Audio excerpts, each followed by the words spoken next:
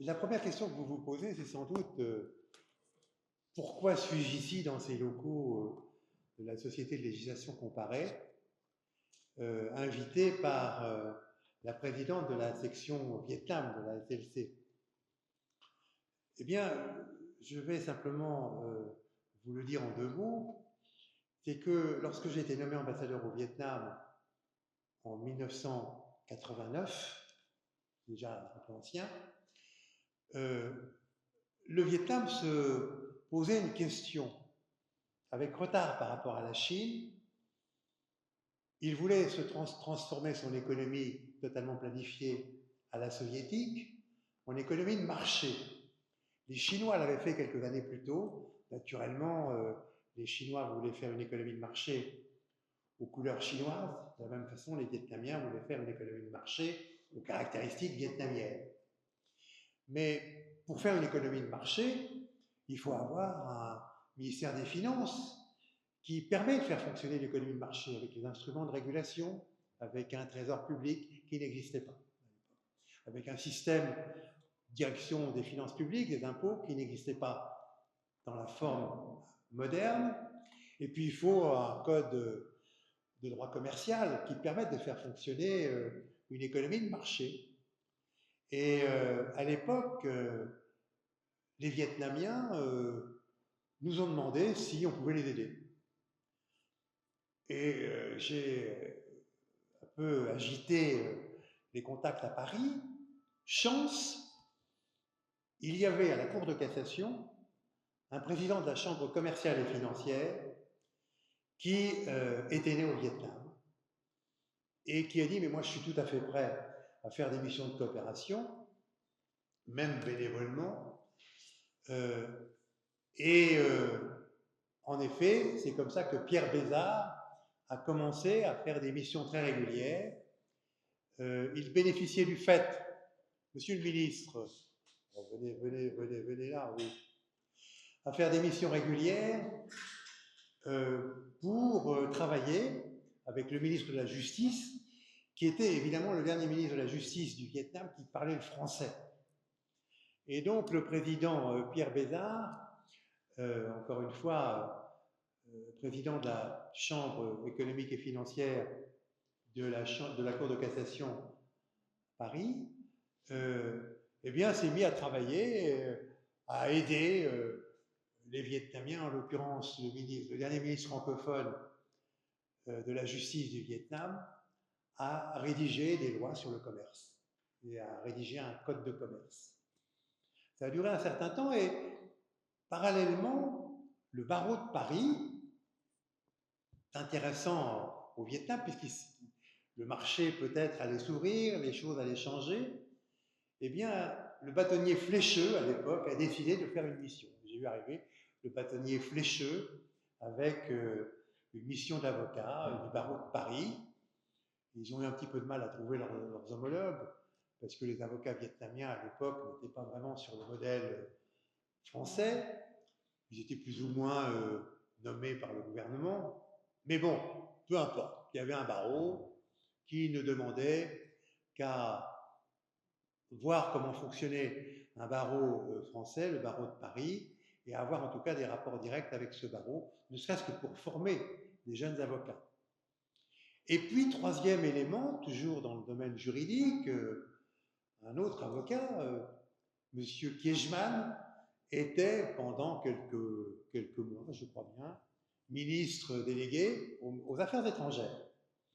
Il s'intéresse au Vietnam, il vient au Vietnam et me dit « je veux créer une maison du droit avec les Vietnamiens à Hanoï ».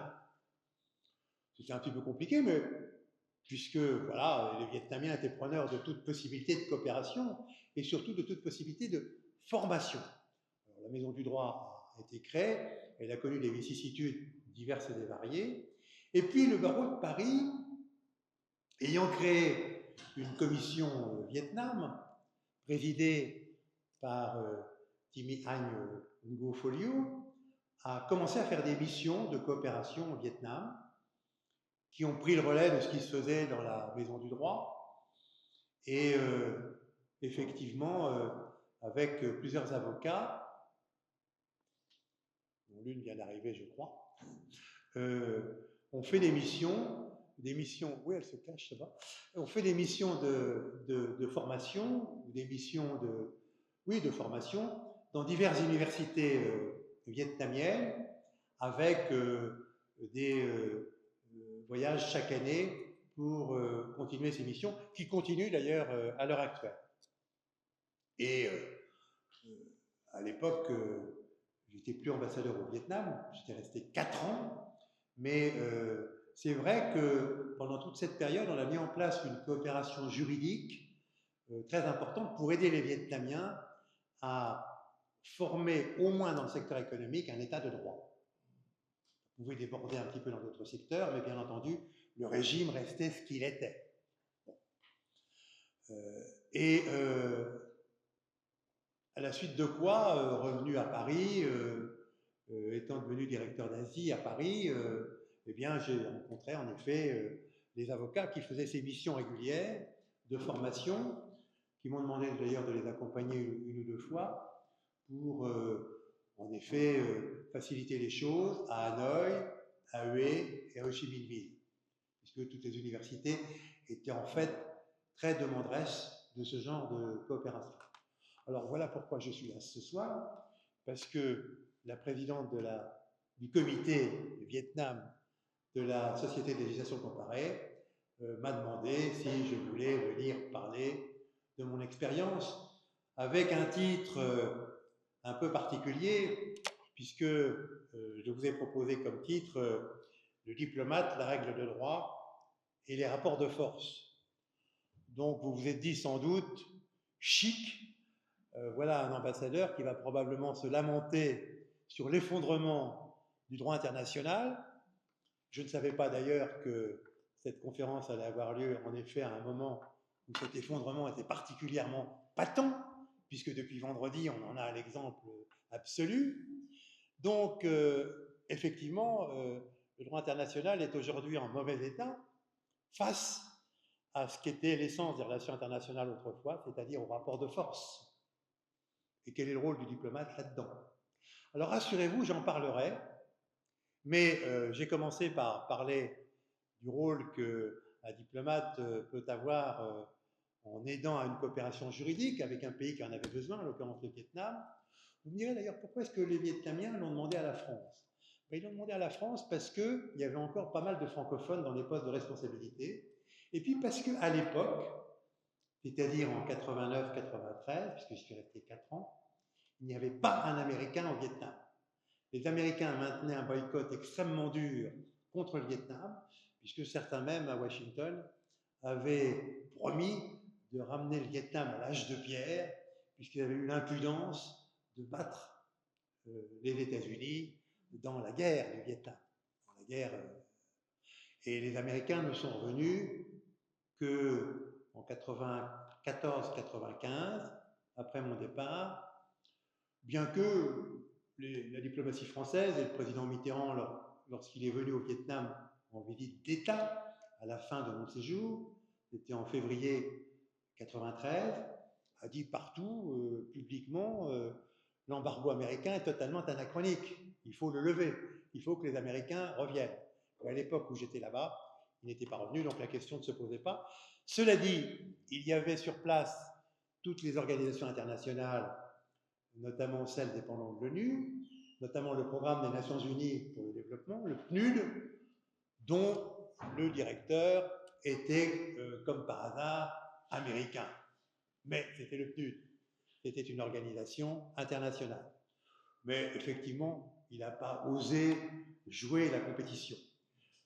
J'insiste pour dire que toutes les organisations internationales étaient présentes, y compris le Fonds monétaire international, qui avait envoyé un remarquable conseiller que les Vietnamiens avaient pris à la Banque centrale, pour leur apprendre à faire une balance commerciale, à faire une balance des paiements, parce qu'ils ne savaient pas, évidemment. Il y avait une économie qui était une économie à la soviétique, mais de la période ancienne, et qu'il fallait progressivement tout transformer. Alors, avant d'en venir au sujet qui probablement vous passionne, c'est-à-dire l'offensive des rapports de force par rapport au droit international, je voudrais quand même expliquer plus en détail quels sont les rapports entre le diplomate et ce droit international. Tout d'abord, en rappelant que dans leur fonction, les diplomates participent à l'élaboration du droit international. Ils participent de plusieurs façons. D'une part, lorsqu'ils sont à Paris, à la centrale, en écrivant des notes, en écrivant des propositions de politique étrangère, ou des réactions qui sont soumises au gouvernement et qui participent à l'élaboration d'une politique étrangère, qui peut devenir un élément de la politique internationale. Et puis, deuxièmement, en participant à des réunions interministérielles, et puisqu'au début de ma carrière, moi j'ai passé une bonne douzaine d'années dans les négociations européennes, au Quai d'Orsay, à la représentation permanente à Bruxelles, puis chez le Premier ministre, dans l'organisme qu'on appelle maintenant le Secrétariat général des affaires européennes, et dans le fond, là aussi, on participait à l'élaboration d'éléments de droit international. Et puis troisièmement, bien entendu, le diplomate participe à l'élaboration du droit international en négociant des traités bilatéraux, ou en négociant des accords multilatéraux, ou en participant à Bruxelles à la fabrication d'un droit européen. Puisque Bruxelles, effectivement, est une énorme machine. Donc, j'en venais à mon deuxième point, c'est-à-dire le fait que les diplomates participent à l'élaboration du droit international, en participant à la réflexion dans leur administration centrale, avec le gouvernement dont ils dépendent, et puis ensuite en négociant des accords internationaux, des traités, ou en participant, par exemple à Bruxelles, à l'élaboration d'un droit qui, en l'occurrence, est le droit européen, le droit communautaire, et qui est particulièrement abondant. Et que c'est en effet une des caractéristiques contemporaines que cette diplomatie multilatérale joue un rôle très important, tant que le président des États-Unis d'Amérique l'acceptera, puisqu'il sort déjà de plusieurs organisations multilatérales. Il est déjà sorti, je crois, de l'Organisation mondiale de la santé. Il sortira sûrement de l'Organisation mondiale du commerce, mais de toute façon, elle est déjà bloquée, puisqu'il n'y a plus de juges américains depuis pas mal d'années, et que, d'une manière générale, il considère que les relations internationales doivent se faire d'État à État, entre, si possible, chefs d'État, et certainement pas à travers l'élaboration d'un corps de droit international qui émanerait d'organisations multilatérales. Alors peut-être que je prendrai un exemple quand même, puisqu'il faut évidemment, j'ai promis de donner des exemples. Moi, il se trouve que j'ai particulièrement participé, lorsque je m'occupais d'affaires européennes, à la négociation d'adhésion du Royaume-Uni, de Grande-Bretagne, qui était une négociation qui concernait également le Danemark, l'Irlande et la Norvège. Alors, la Norvège, on va l'oublier parce qu'elle a signé un traité, mais ce traité n'a jamais été ratifié par le peuple norvégien. Plus exactement, le peuple norvégien a voté non au référendum, et donc la Norvège est restée à l'extérieur. Mais la Grande-Bretagne, l'Irlande et le Danemark sont rentrés en 1973 à la suite d'une négociation très longue, et bien sûr, les traités qui en sont issus, qui ont été signés pour permettre cette adhésion, sont des éléments du droit international. La preuve, c'est que lorsque le Royaume-Uni de Grande-Bretagne a voulu sortir, le fameux Brexit, il a fallu négocier pendant très longtemps, dans des conditions très difficiles, pour imaginer les modalités de ce Brexit, qui d'ailleurs ne sont toujours pas satisfaisantes, puisque dans le fond, en raison de l'appartenance de l'Irlande du Nord au Royaume-Uni de Grande-Bretagne, il y a probablement aujourd'hui un énorme trou dans le marché unique européen à travers la limitation entre l'Irlande du Nord et la République d'Irlande. Mais ne réveillons pas les conflits qui dorment, les conflits potentiels, c'est très bien comme ça. J'ajouterais que ensuite j'ai participé, j'ai même un peu dirigé une négociation assez difficile sur l'adhésion de l'Espagne, là aussi, qui aboutit à un traité d'adhésion, un pour l'Espagne, un pour le Portugal. C'était compliqué parce que ce sujet divisait la classe politique française assez longtemps. Une partie du spectre politique français considérait que l'adhésion de l'Espagne risquait de ruiner l'agriculture du Sud-Ouest en France. Et par conséquent, il fallait la repousser un petit peu, le plus longtemps possible. Jusqu'à ce que, après l'alternance de 1981, le président Mitterrand s'entende avec le Premier ministre, avec le président du gouvernement espagnol, sur un deal assez étonnant d'ailleurs, qui consistait à dire on va vous aider finalement pour que vous entriez dans l'Union européenne, mais il faudra que vous acceptiez naturellement une très longue période de transition pour l'agriculture, 12 années, beaucoup 12 années de transition, parce que nous on a besoin d'adapter notre agriculture du Sud-Ouest, et en contrepartie, sur un sujet qui n'a aucun rapport, eh bien nous allons vous aider à éradiquer le terrorisme basque. Jusqu'à ce moment-là, la France avait une attitude qui consistait à laisser entendre aux Basques que pour autant qu'ils ne fassent pas d'attentats en France, ils auraient des refuges à peu près sécurisés. Et ça datait d'ailleurs de l'époque où les Basques étaient antifranquistes, où par conséquent il y avait un sentiment plutôt favorable à ces Basques. À partir du moment où il y avait un gouvernement démocratique en Espagne, il n'y avait en effet plus aucune raison de soutenir l'indépendantisme, voire le terrorisme basque espagnol, qui s'abritait souvent en France. Et donc, ce dispositif a été mis en place. J'ai participé à une mission du ministre de l'Intérieur en Espagne, où on a mis au point, en effet, les modalités de cette lutte contre le terrorisme basque, en établissant d'ailleurs des équipes conjointes de policiers des deux côtés, en Espagne et en France, et puis également des équipes conjointes de juges.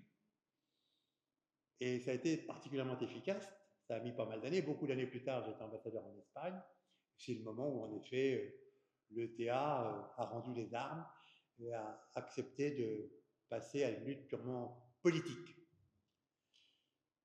Je voudrais peut-être insister sur un point, c'est que quand on négocie des traités de ce genre, qui sont des négociations très complexes, puisqu'on plaisante toujours sur la négociation d'adhésion de la Turquie, qui a été ouverte il y a 25 ans, et qui durera peut-être encore beaucoup plus,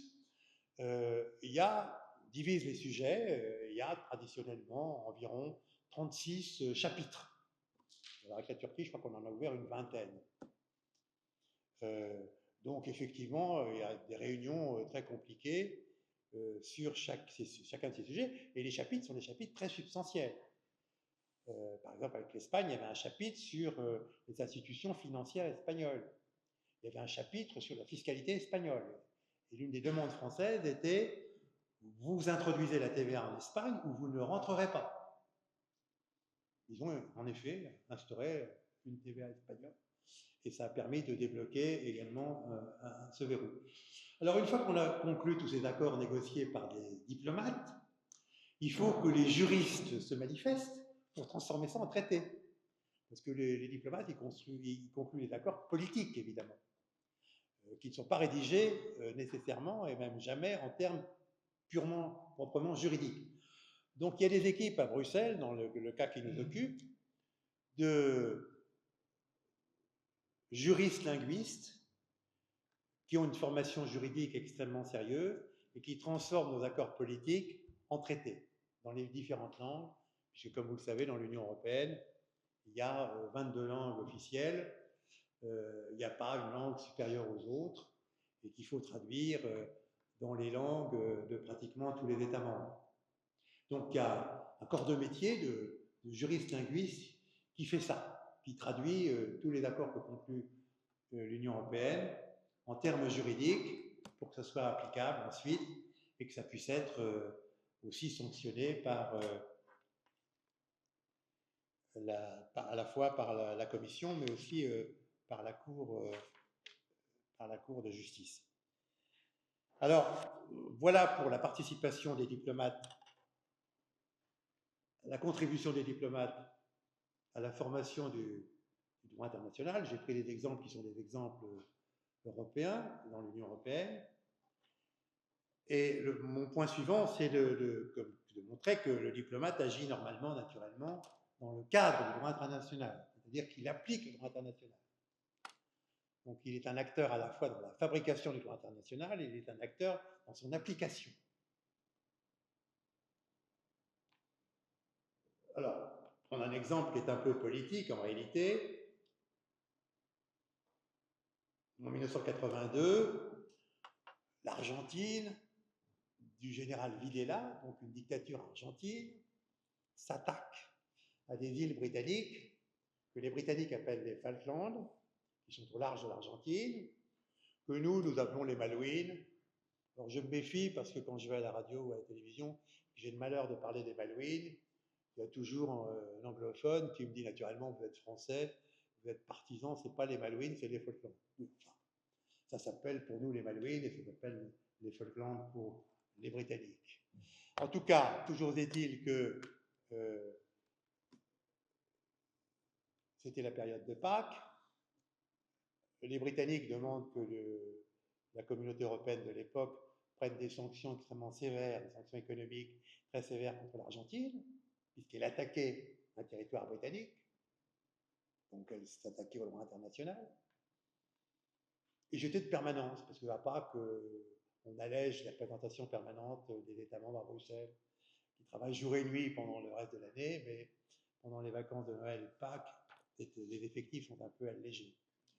Et je demande à Paris des instructions, puisque j'allais aller au comité des représentants permanents, c'est-à-dire des ambassadeurs, pour représenter la France, puisque j'étais de permanence. Et je reçois un télégramme d'environ 4 pages, extrêmement élaboré, d'un personnage très important du Quai d'Orsay, que je ne nommerai pas, et qui en gros pouvait se résumer en une phrase: gagner du temps. Et je prends contact avec mon collègue italien qui me dit, bah oui, j'ai reçu à peu près les mêmes instructions, parce qu'on ne sait pas quoi faire entre le fait que ça va déplaire aux pays sous-développés, aux pays en voie de développement, pardon, si on condamne l'Argentine, alors qu'elle a enfreint le droit international. Et puis, d'un autre côté, les Britanniques sont nos alliés. Et là, ça c'est simplement pour illustrer la vie diplomatique, je reçois un coup de téléphone du ministre de l'époque qui s'appelait Claude Chesson et qui me dit, écoutez, que je ne connaissais pas plus que ça d'ailleurs, il me dit, c'est vous qui êtes de permanence, c'est vous qui allez au Coreper, très bien. Vous ne tenez aucun compte du télégramme totalement stupide que vous avez reçu ce matin, et vous suivez quoi qu'il arrive l'ambassadeur de Grande-Bretagne. Formidable. Je vais au comité des représentants permanents, et évidemment, comme j'étais le plus jeune, j'attends que les autres s'expriment. Le Britannique présente sa thèse, demande des sanctions terribles, c'est un boycott de l'Argentine. Tout le monde était un peu embarrassé, tout le monde s'exprime, puis moi, je suis le plus jeune, je parle en dernier, et très content de mes instructions ministérielles, non écrites, je dis la France suit intégralement la position britannique. L'Italien se précipite pour téléphoner à Rome, les Français nous ont lâchés, qu'est-ce qu'on fait? Et effectivement, tout le monde s'est rallié à la position britannique. Cela dit, c'était plus facile, même pour nos amis italiens, puisqu'il s'agissait d'un régime militaire en Argentine, et que ce régime militaire n'avait pas forcément les faveurs de tous les pays du tiers-monde. Bon, c'était un exemple, ça peut aussi arriver dans la vie diplomatique. Alors je vais prendre un deuxième exemple, qui est un peu plus proche de l'actualité, c'est celui de la Cour européenne des droits de l'homme. Il se trouve, et de la Russie, il se trouve que, à l'époque où tout allait bien entre la Russie et les pays européens, pour faire plaisir à Yeltsin, les pays européens ont dit, mais il faut que la Russie rentre au Conseil de l'Europe. Le Conseil de l'Europe, ça n'a rien à voir avec l'Union européenne, comme vous le savez. C'est une institution internationale qui siège à Strasbourg et qui se caractérise notamment par le fait qu'il y a une Cour européenne des droits de l'homme qui dépend du Conseil de l'Europe. Donc les Russes enchantés de s'intégrer à quelque chose d'européen adhèrent au Conseil de l'Europe, envoient un juge russe à la Cour européenne des droits de l'homme, et ça a déclenché immédiatement après toute une série de recours de dissidents russes. Ces recours ont augmenté, sont devenus très nombreux au fur et à mesure que Poutine progressait dans l'établissement d'un État vraiment autoritaire, et il y avait davantage de dissidents, et assez généralement, les dissidents gagnaient lorsqu'ils faisaient un recours devant la Cour européenne des droits de l'homme. Mais Poutine s'en accommodait. À l'époque, il était accommodant, et d'ailleurs, le gouvernement russe payait l'amende à laquelle il était condamné par la Cour européenne des droits de l'homme, payait l'amende aux dissidents. M. Navalny, d'ailleurs, avant qu'il lui arrive vraiment malheur, a utilisé ce procédé à plusieurs reprises, a gagné ses recours, et le gouvernement russe s'est incliné devant le jugement de la Cour européenne des droits de l'homme. Alors évidemment, lorsque la Russie a annexé la Crimée, l'Assemblée parlementaire du Conseil de l'Europe a suspendu de leur droit de vote les Russes. Les Russes ont toléré cette situation un certain temps, et puis finalement, on dit on ne paie plus notre cotisation puisqu'on nous a suspendu notre droit de vote. Et puis finalement, les dissidents nous ont dit, mais est-ce que c'est une si bonne idée d'arriver à l'expulsion de la Russie du Conseil de l'Europe et donc de la Cour européenne des droits de l'homme? Nous, on est assez contents de pouvoir faire des recours parce que ça donne une certaine publicité à nos positions, et puis on les gagne pratiquement tous. Et finalement, à l'époque, peut-être qu'on a eu tort, mais on n'était pas les seuls. Tous les participants à la Cour européenne des droits de l'homme ont accepté de rétablir les droits de vote de la Russie au Conseil de l'Europe. Et finalement, la Russie est restée membre du Conseil de l'Europe et de la Cour européenne des droits de l'homme jusqu'à l'invasion du 24 février 2022. C'est assez étonnant, mais c'est comme ça. Et en effet, les dissidents continuent à faire des recours, à les gagner. Et il y avait un juge russe qui était très content de siéger à Strasbourg. C'est une ville sympathique. Il faisait son boulot, mais il est toujours mis en minorité, bien entendu. Donc, la Russie a finalement été expulsée du Conseil de l'Europe, et c'est tout à fait normal, puisque l'invasion militaire de l'Ukraine, évidemment, ne permettait pas son maintien dans cet organisme international.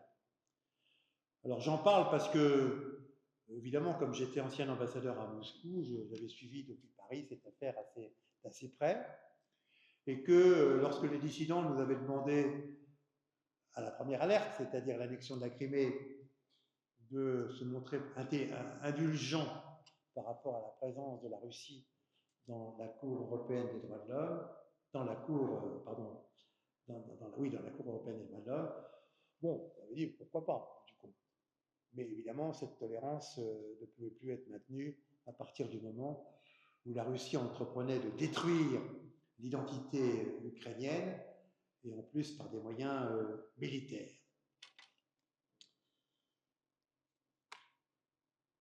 Peut-être un autre exemple du diplomate et du droit international. Le diplomate et l'ambassadeur, évidemment, puisqu'il est responsable de tous les services de l'État dans le pays où il est envoyé, où il est accrédité, a parmi ses missions celle de protéger les ressortissants du pays auquel il appartient.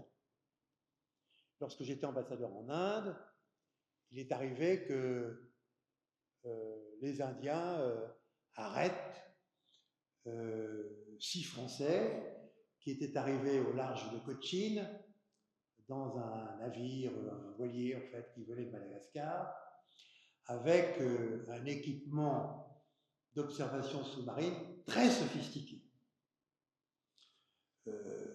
Cochin, il y a une base de sous-marins.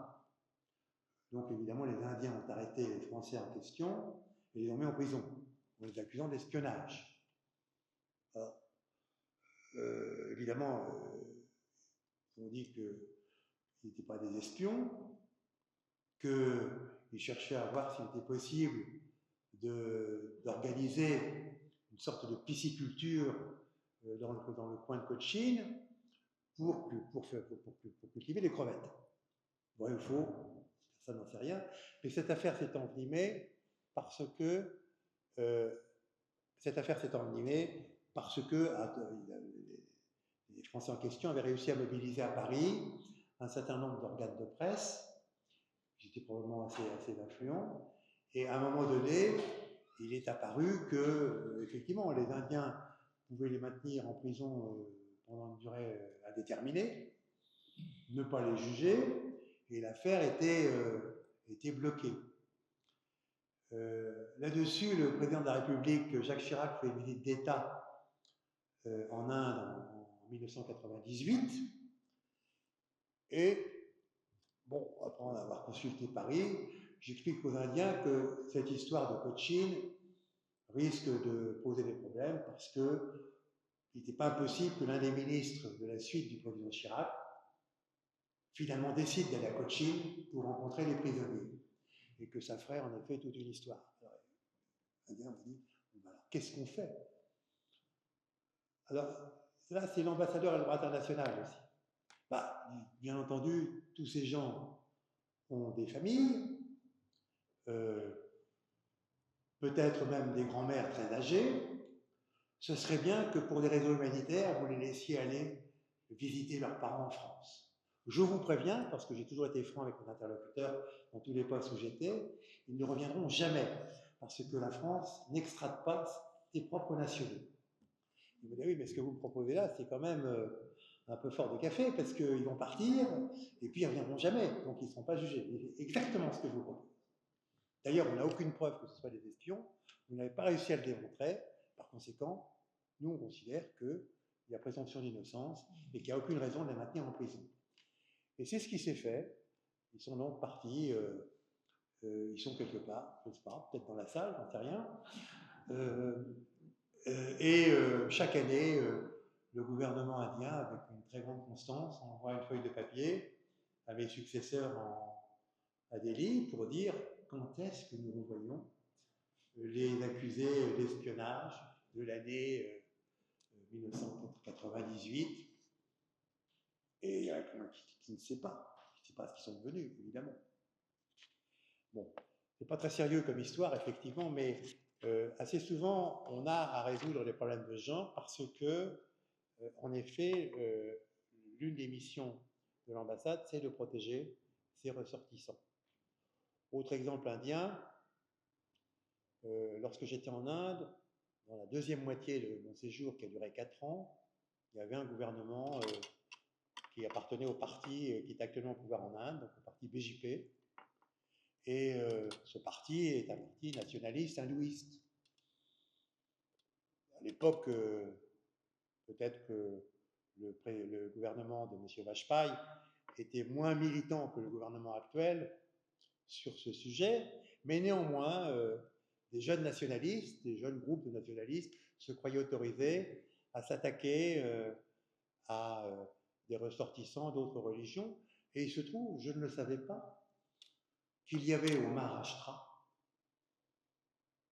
plusieurs centaines de religieux français. Il y avait des jésuites, il y avait des religieuses, qui s'étaient fondus dans le paysage indien et qui ne souhaitaient pas avoir des rapports avec l'ambassade. Cela dit, à partir du moment où ils étaient menacés, et ils l'étaient, il fallait les défendre. Et donc là, c'est assez simple, il fallait les défendre, et le gouvernement d'ailleurs de Delhi était tout à fait d'accord, il n'était pas d'accord avec les violences que certains avaient subies de la part de groupes de jeunes extrémistes. J'ai pris le prétexte de la visite d'un ministre des Transports qui d'ailleurs se trouvait être à l'époque communiste, M. Guessot, pour ne pas le nommer, et lui demander, évidemment, dans l'organisation de son voyage, s'il avait des objections à ce qu'à Bangalore, on réunisse tous les religieux français qui se sentaient menacés, avec le gouverneur indien et lui, pour montrer qu'on les protégeait, pour montrer qu'il ne fallait pas y toucher. Il m'a dit, ça tombe bien, ma tante est bonne sœur. Bon, ça tombait en effet très bien, et on l'a fait, et effectivement, il n'y a eu aucune tentative de porter atteinte à l'intégrité physique ou de tous ces religieux qui étaient intégrés dans la société vietnamienne, en effet. Là aussi, ça fait partie du jeu à travers les relations juridiques et la fonction de l'ambassadeur. Alors peut-être que, pour mémoire, parce que parmi vous, il y a quelques étudiants, j'imagine, je citerai, mais je ne m'étendrai pas là-dessus, le fait que, bien entendu, les diplomates, lorsqu'ils sont à l'étranger, sont protégés par le droit international. C'est la Convention de Vienne qui donne une immunité dite diplomatique aux diplomates en poste. Alors ça ne s'applique pas à d'éventuels crimes de droit commun, bien sûr, mais ça s'applique en général pour tout le reste, ce qui n'empêche pas qu'un diplomate en poste, s'il déplaît profondément au gouvernement auprès duquel il est accrédité, peut être expulsé. Et donc c'est le jeu auquel on a assisté fréquemment entre la France et l'Union soviétique, entre la France et la Russie, avec une très grande réciprocité, c'est-à-dire que si l'un des pays expulse un diplomate parce qu'on considère qu'il est un espion ou qu'il a enfreint les règles habituelles pour le personnel diplomatique, eh bien, dans la semaine, l'autre pays expulse le même nombre de diplomates. Donc ceci est purement symbolique et parfaitement réciproque. J'ajoute quand même, pour que vous le sachiez, que bien entendu, un diplomate, lorsqu'il travaille dans son pays d'origine, est protégé par les États citoyens comme les autres. On est protégé lorsqu'on est en poste à l'étranger, accrédité auprès d'un gouvernement étranger. Le diplomate qui travaille dans son ministère chez lui, il n'y a aucune raison de lui donner un statut privilégié, bien sûr. Alors, peut-être que, avant d'en arriver au sujet d'actualité, je voudrais évoquer un autre point qui est que, dans le fond, le diplomate, bien sûr, fabrique du droit international, comme je l'ai montré, bien sûr, respecte le droit international et utilise le droit international pour faire son métier, mais par ailleurs, il doit être un très bon analyste des rapports de force. Il doit être un analyste extrêmement précis des rapports de force sur les sujets dont il a la charge, que ce soit à partir de la centrale à Paris, que ce soit lorsqu'il est en poste. Le diplomate, il n'a pas le droit de se tromper sur le diagnostic. Et ça arrive malheureusement trop souvent. C'est pas facile parce que pour faire un bon diagnostic sur une situation, il faut envisager toutes les variables. Et le problème, c'est qu'on ne connaît pas le nombre de variables. Il y a n variables, on ne sait pas quelle est la valeur de n. Alors, les bons diplomates ont des intuitions et finalement font de bons diagnostics. Ce qui n'est pas le cas de tout le monde, évidemment. C'est une analyse, disons, multifactorielle qui, à mon avis, doit caractériser le diplomate.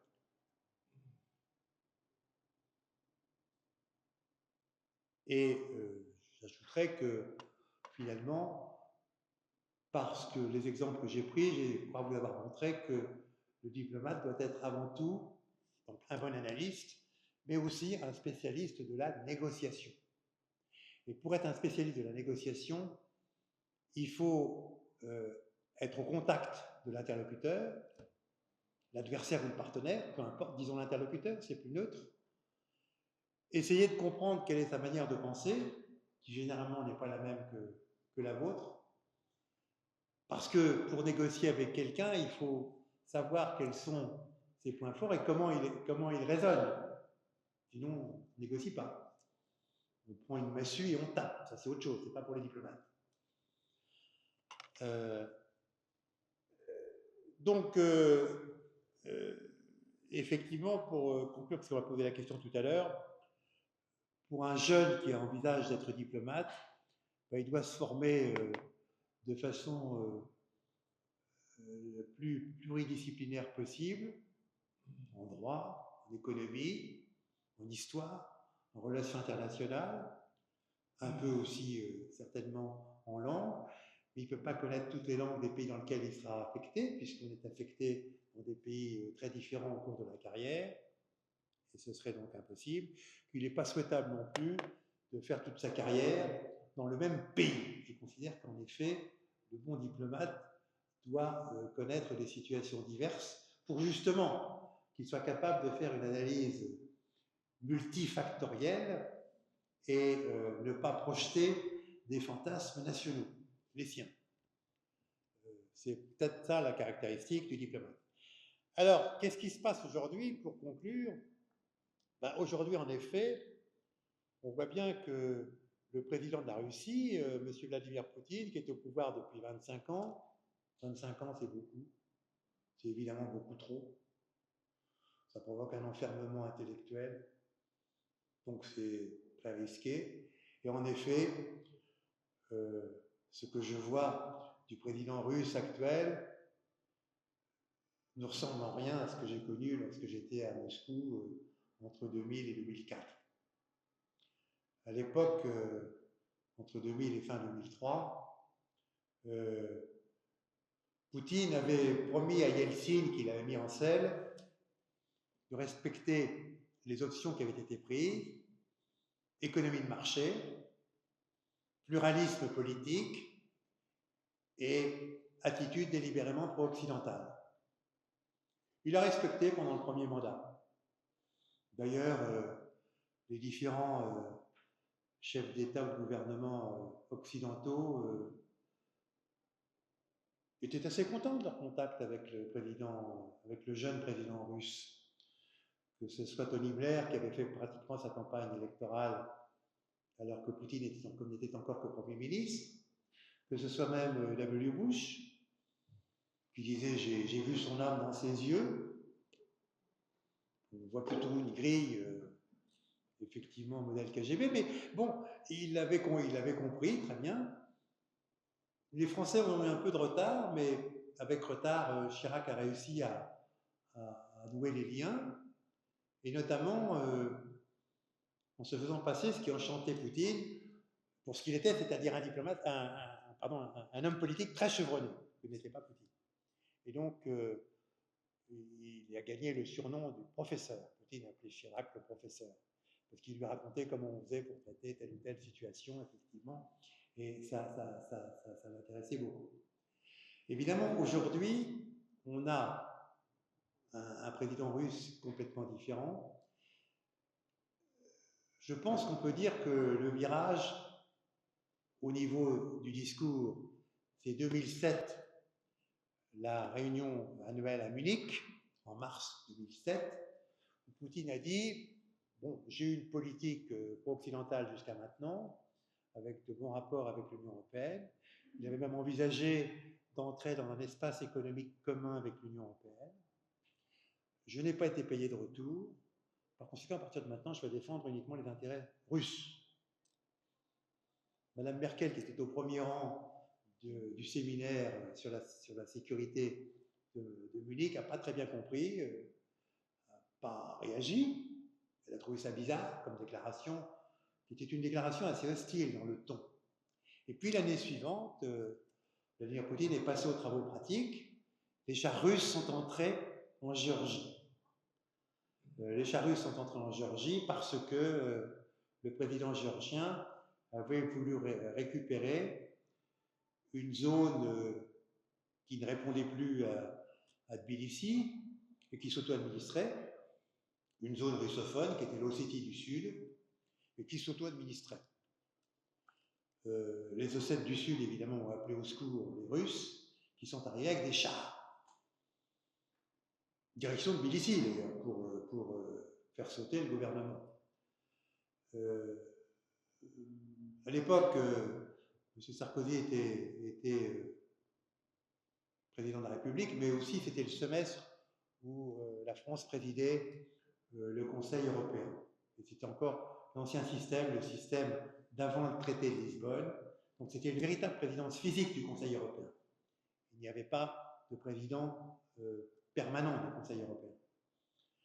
Et il a fait une médiation, il a fait la navette entre Moscou et Tbilissi, aboutissant à un cessez-le-feu, à l'établissement d'une conférence diplomatique à Genève pour tenter de résoudre le problème de l'Ossétie du Sud et de l'Abkhazie, qui était dans le même cas, en Géorgie.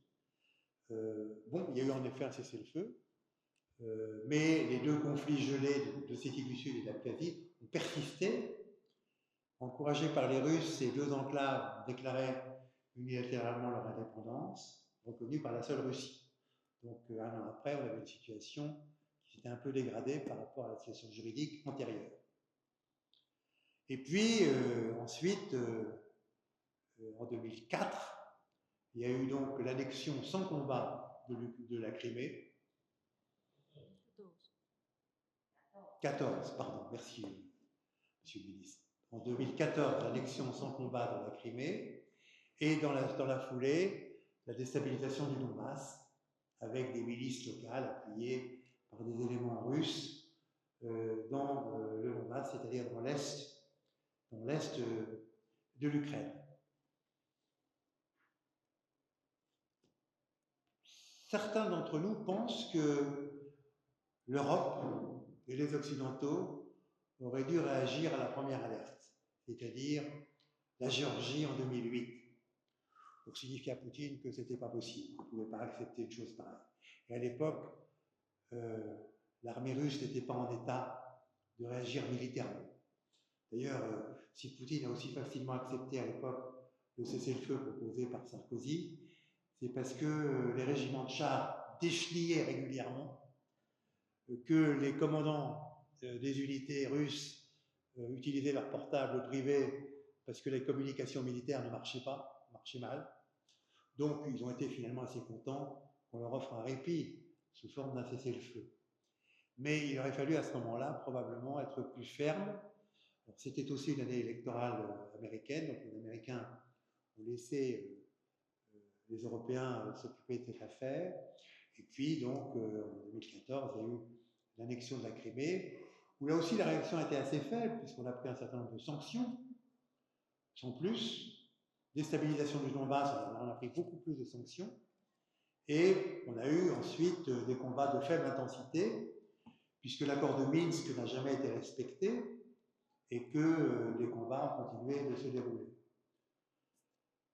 Février 2022, les troupes russes s'amassent aux frontières de l'Ukraine. La plupart des observateurs ont dit, mais c'est pour faire pression sur l'Ukraine, mais l'armée russe ne rentrera pas en Ukraine parce que c'est absurde, parce que ça n'est pas rationnel. Mais ça, c'est notre rationalité à nous. Effectivement, il est bien possible qu'un pays étranger ait une rationalité différente. Et c'était le cas. Alors, effectivement, Poutine était mal renseigné. Il croyait qu'il pourrait changer le gouvernement à Kiev en l'espace de quelques jours. Ça n'a pas été le cas. Les Ukrainiens se sont défendus admirablement. Ils ont été aidés par les armes et par les conseillers américains, britanniques, d'autres pays européens. Et aujourd'hui, on est dans la situation que vous connaissez, c'est-à-dire que le président Donald Trump, pas de jugement de valeur, est entré dans une négociation avec le président Poutine pour normaliser les relations entre les États-Unis et la Russie. Cette négociation de normalisation est déjà en partie réalisée, c'est-à-dire que les consulats qui avaient été fermés ou dépeuplés à cause des expulsions réciproques sont maintenant, il est entendu qu'ils sont rétablis dans leur état initial. Les États-Unis et la Russie ont restauré leur dialogue politique, y compris leur dialogue stratégique. Et il reste une difficulté qui, pour l'un comme pour l'autre, n'est pas le sujet principal. Le sujet principal, c'est de rétablir des relations de coopération entre les États-Unis et la Russie, et c'est en cours. Et le sujet accessoire, c'est le sort de l'Ukraine. Alors, on a eu l'impression, en effet, vendredi, que le sort de l'Ukraine était compromis, compte tenu du traitement que M. Trump et surtout M. Vance ont infligé à M. Zelensky. Et puis hier soir, on a appris que les États-Unis d'Amérique décidaient de suspendre leur aide militaire, que les trains qui étaient sur des lignes de chemin de fer en Pologne étaient stoppés, et que donc c'est avec un effet immédiat. Alors ce qui est ennuyeux, c'est que ça n'est pas uniquement l'aide militaire pour les armes offensives, c'est aussi l'aide militaire pour les armes défensives, notamment les missiles patriotes qui défendent les grandes villes, Kiev notamment, par rapport aux missiles russes. Et d'ici quelques semaines, il est probable que les Ukrainiens n'auront plus de missiles pour protéger leurs grandes villes, de missiles patriotes pour protéger leurs grandes villes. Et il n'y a pas vraiment de substitut européen. Il existe des missiles antimissiles ou anti-avions, mais ça n'est pas aussi efficace que les patriotes, apparemment. Et donc, il y a en effet une très grande inquiétude, d'autant plus que la négociation entre le président Trump et le président Poutine va continuer, avec probablement une décision de cesser le feu. Les Européens, et notamment les Britanniques et les Français, se sont greffés là-dessus pour apporter des éléments aux Américains sur le contenu que pourrait avoir ce cessez-le-feu. Ça, c'est en cours, mais comme vous le savez, c'est vraiment en cours, puisque les Britanniques ont dit qu'il n'y avait pas encore d'accord entre les Britanniques et la France sur l'idée de trêve d'un mois, qui avait été annoncée par le président français, et que on voit bien que si le président américain réussit à imposer un cessez-le-feu, c'est possible, mais ce sera un cessez-le-feu sans garantie pour l'Ukraine. D'abord, il n'y a pas de troupes pour surveiller le cessez-le-feu, sur la ligne de cessez-le-feu. Le cessez-le-feu de Minsk, de l'accord de Minsk pour le Donbass, n'était surveillé que par l'Organisation de sécurité et de coopération européenne, c'est-à-dire en gros par des gens non armés, dont des Russes et des Biélorusses.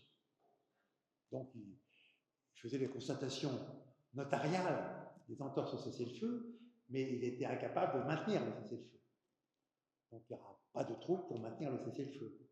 Par ailleurs, les Européens ont proposé, en tout cas les Anglais et les Français, qu'il y ait ultérieurement, après un cessez-le-feu durable, des troupes françaises et britanniques, et d'autres pays volontaires peut-être, encore que la Pologne n'est pas très chaude pour y aller, qui seraient en arrière de la ligne de cessez-le-feu, à l'intérieur de l'Ukraine, pour dissuader la Russie de nouvelles attaques.